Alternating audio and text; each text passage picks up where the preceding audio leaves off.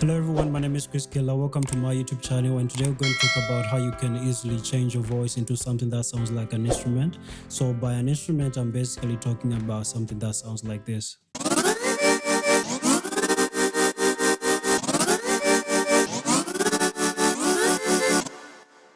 So basically, I'm going to show you how you can change your voice and make it sound like this.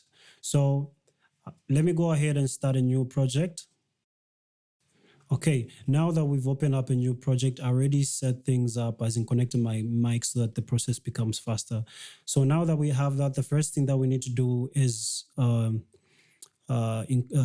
introduce Edison into our effect channel so we record something later. So let me just record something. Hey, hey, I feel good. Yeah. Pick one part which has one note type of sounding area. So let me listen to that first. Hey, hey. I think that's good enough. So we're going to bring that and take it to our channel rack. So now that we have our vocal, let's listen to that again. Hey, hey. Okay. We can trim make sure you've trimmed something there in the beginning, and then I'm trying to get it to start from there. So the button to use is this. Hey, hey. So I just want to keep the hey, yeah. So I'll also reduce the length. Let's listen to that. Hey. Okay, I think I want to keep the hey. Okay. Hey. Okay, and then crossfade it a bit to make it a bit smoother. Hey.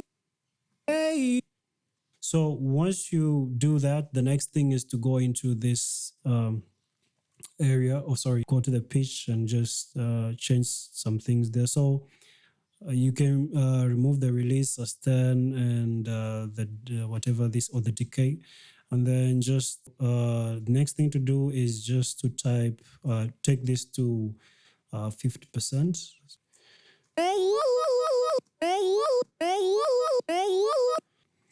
You can bring this down to 30% and then increase the tension to about 40%. Let's listen to that now. Okay, so now that we have that, we can go into the volume area and then just reduce that, increase the amount, and then you can, we'll change this later, but just make sure to click the tempo here.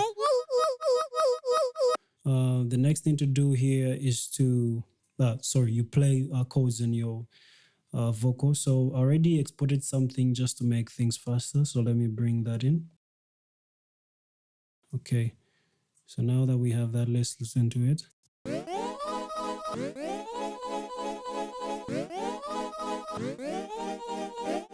Okay, so I think I'm happy with that now. So at this stage, the next thing to do is to automate the speed. First of all, let's this button there. And then what you want to do is highlight at least one bit of the, let me zoom that in. Okay. All right, now that we have that, just go to this volume area and just click create automation there, and then type in 0.088 in there, and then we'll give this 0.23. Okay, and then just smooth that up. And let's smooth that, and then copy paste it every after one bar, and let's just listen to that.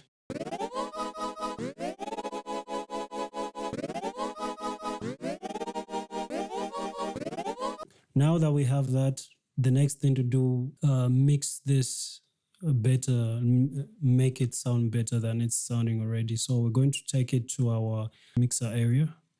So once you take it there, as you can see, it's in here. So let's even rename that. So now that we have that, I think we can start with reverb. Where is it? Okay. In reverb, just reduce the size and the decay.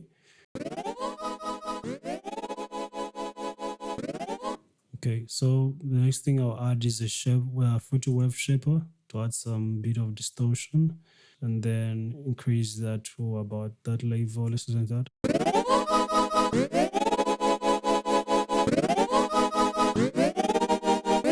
So already you can tell that even the volume went high. So I think the next thing I'll add here is another reverb, but we'll change it to sound a bit different. So let's listen to that.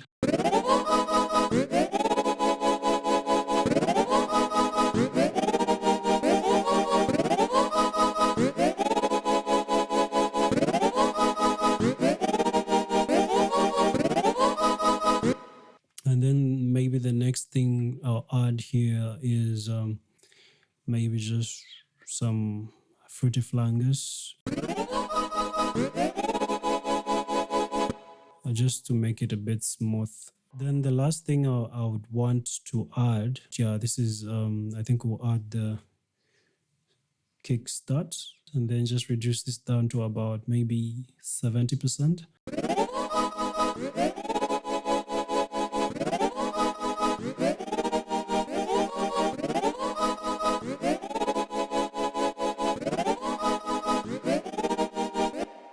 So basically, this is how you go about the whole process. Hope this will help you in one of your creative processes. Otherwise, thank you for watching this video.